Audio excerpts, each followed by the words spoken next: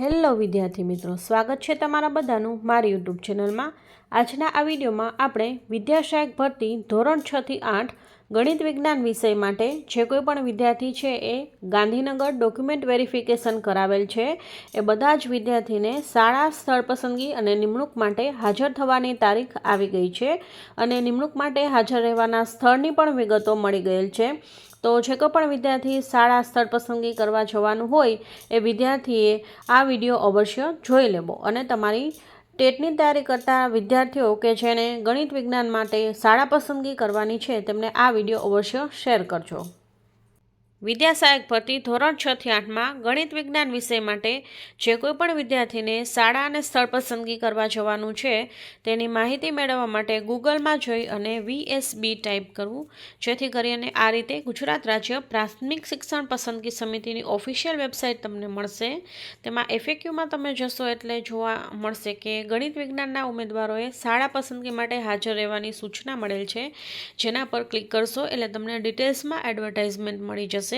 જે કોઈ પણ વિદ્યાર્થી છે તેણે ગણિત વિજ્ઞાનની અંદર ગાંધીનગર જઈ અને ડોક્યુમેન્ટ વેરિફિકેશન કરાવેલ છે અને પોતાને મનપસંદ એવો જિલ્લો અથવા તો મનપસંદ જિલ્લો ન મળ્યો હોય તો જે જિલ્લો મળ્યો હોય એ જિલ્લો તમે લઈ લીધો હશે અને બધા જ ખુશ હશે। તો જે કોઈ પણ વિદ્યાર્થી છે એ તેમણે જિલ્લા પસંદગી કરેલ છે તો હવે તેમણે જે છે એ શાળા અને સ્થળ પસંદગી કરવાની રહેશે। એ માટેની તારીખ જે છે એ ગવર્મેન્ટે આપી દીધેલ છે। તેમની તારીખ આપેલ છે 20/11/2025 અને ટાઈમ છે સવારે 10 વાગે આપને જણાવેલ જે છે એ સ્થળે હાજર થવાનું રહેશે। એટલે કે તમે જે જિલ્લો પસંદ કરેલ હોય એ જિલ્લાની અંદર જ તમારે જે છે એ તમને જે સ્થળ આપેલ છે એ સ્થળે હાજર રહેવાનું રહેશે। તારીખ ખાસ યાદ રાખી લેજો, તારીખ છે 20/11/2025 અને સવારે 10 વાગે।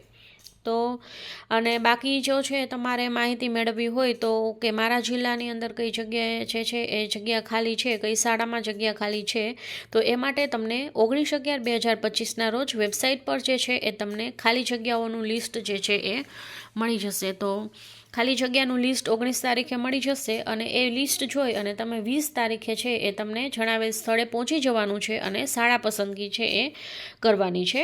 અહીંયા તમે જોઈ શકો છો, અહીંયા તમને જે છે એ સ્થળની વિગતો આપેલી છે। તમને નિમણૂક માટે તમારે કયા સ્થળે હાજર રહેવાનું રહેશે તેની વિગતો આપેલી છે। તમને જે જિલ્લાની અંદર તમે પસંદ કરેલ હોય એ જિલ્લાની અંદર શાળા પસંદગી કરવા માટેનું જે છે અહીંયા ડિટેલ્સમાં તમને સ્થળ આપેલું છે, અહીંયા તમે જોઈ શકો છો।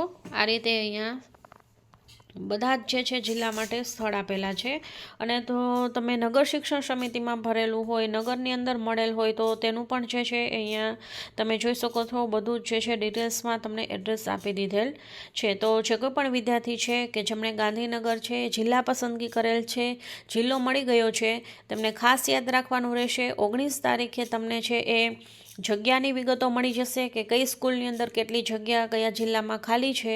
તો એ ખાસ તમારે જોઈને જવું, ત્યાં જઈને પછી જોવા જશો તો તમારી પાસે ટાઈમ રહેશે નહીં, એટલે સારી રીતે બધી જ માહિતી 19 તારીખે મેળવી લેવી। બધા જ ડોક્યુમેન્ટ સાથે લઈને જવા, કોઈ પણ ડોક્યુમેન્ટ ખોવાઈ ન જાય અને બધા જ ડોક્યુમેન્ટ પાછા લઈ લેવા।